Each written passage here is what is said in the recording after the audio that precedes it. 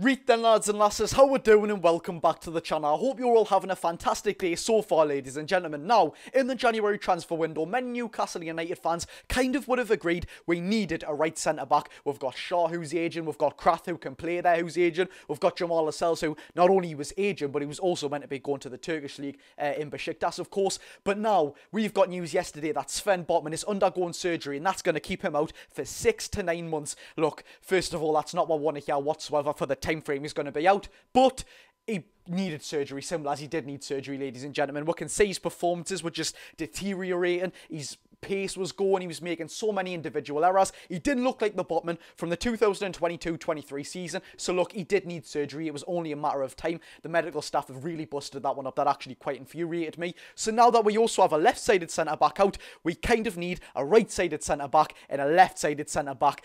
A whole overhaul is going to be needed here, ladies and gentlemen. But with this Sven Botman sort of news, him being out, we have got news that Newcastle United have had a sort of leaked shortlist of who's on our sort of transfer radar. There's 3 players here which we're going to talk about who are on that transfer shortlist, and 3 players which I personally really like. Without further ado, ladies and gentlemen, let's get into the video.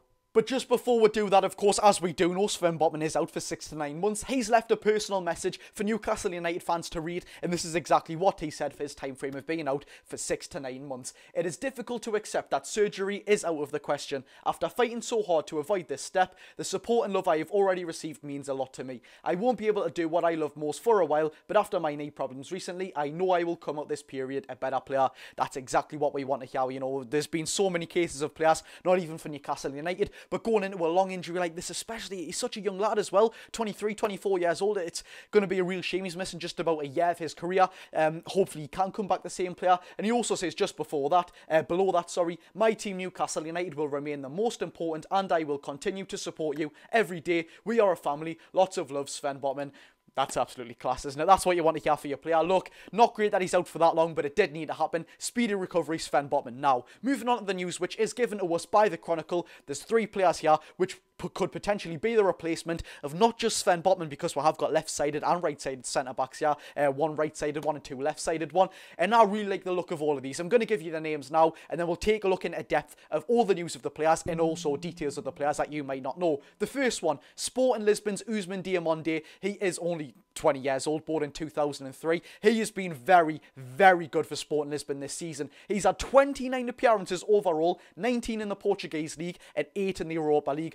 He's played around 2,413 minutes. Now look, for such a young lad, at 20 years old, playing just about 2,400 minutes, experience in the Europa League knockout stages as well, by the way, and of course that many minutes in the Portuguese League. Look, it's not the most competitive sort of experience gaining league in the world, but still, 20 years old, doing that sort of stuff, especially in the Europa League and getting that many minutes, that's unbelievable. And the reason why I like him so much is because he is showing genuinely so much talent, and he's doing it for quite a pretty well high regarded stature of a club in Sporting Lisbon as well, and once they were European powerhouses quite a long time ago now, but you know what I mean. He's doing it at such a young age, and what I do like about this is that he's a right-sided centre-back, what we needed originally. Like I mentioned at the start of the video, Kraft can play there, Lascelles can play there, Shaw, who although is one of my favourite players, and he's absolutely fantastic in every aspect. They are all aging, they're all around the sort of 30-year-old bracket, which with Ousmane Diomande, I mean, he's literally a decade, or even more than that, a decade younger than these players, and he's very, very talented as well. We've been linked with this lad for quite a long time, but he is apparently on Newcastle United shortlist. There wasn't too much to speculate on him, but there's 2 players down below, and the one I'm going to get onto last, Jarrad Branthwaite. I'm very excited about him. I know the Everton fans are going to be angry that we're stealing yet another Everton player off them with Anthony Gordon. Fingers crossed if we do get him, it works out the exact same way. But one before that was Nottingham Forest's 21 years old Murillo, Brazilian centre-back. He's been pretty decent for them. Now, the news on him is that Newcastle United sent a scout, Mick Tate, to actually go and scout, of course, Murillo at the City Ground when he was playing for Nottingham Forest. He's featured in their last 22 games, and he's been a crucial player for them all season. Genuinely, he has been very, very good. But the thing that's pretty sort of what I don't like about this is he is a left foot. And now I know this is pretty hypocritical, because I said I do want to get Jarrad Branthwaite. Of course, we've got the news and sort of stuff to get onto him.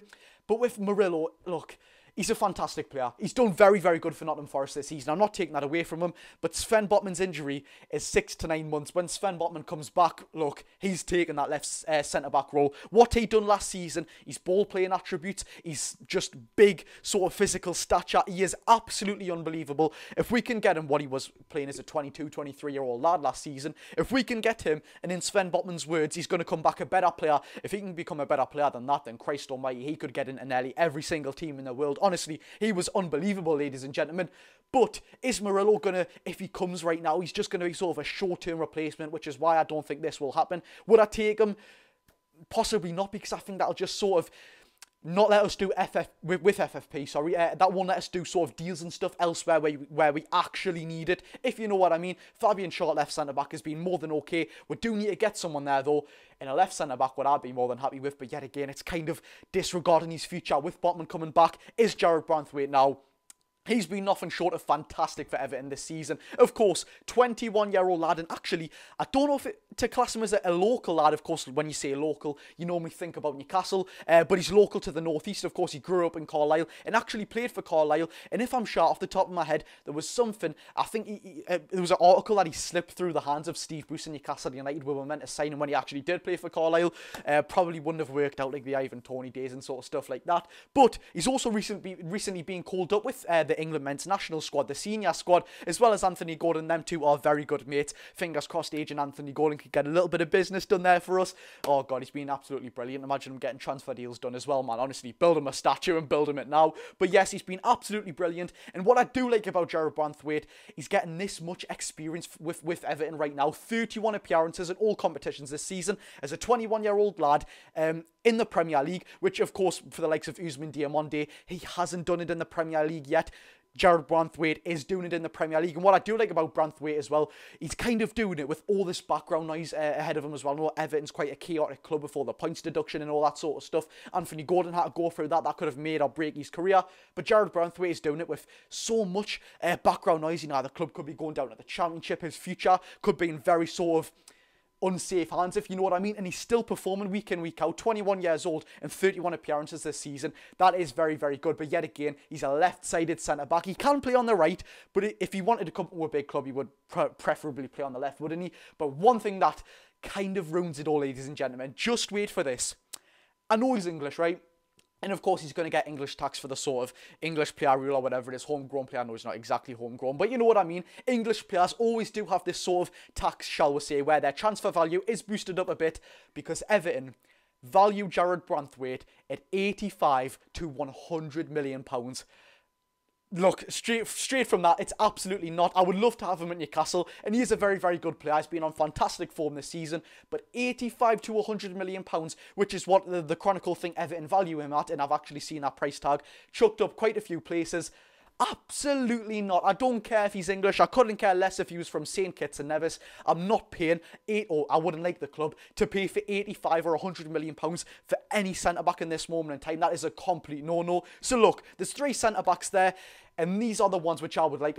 If I had to pick one, I think it would be very hard. Look, I would love to pick Jarrad Branthwaite. Seriously, with everything involved, I wouldn't say him, but he would be my main target if they didn't value him at 85 to 100 million pounds. Of course, I've got that left-sided centre-back thing with Sven Botman right there, but if I was to pick one, it would be Ousmane Diomande. 20 years old, played 8 appearances in the Europa League this season. He's getting so many minutes under his belt. I think we said it was 2,413. Fantastic for a 20-year-old lad. And of course, he's a right-sided centre-back. When we've got aging players there, he's absolutely perfect.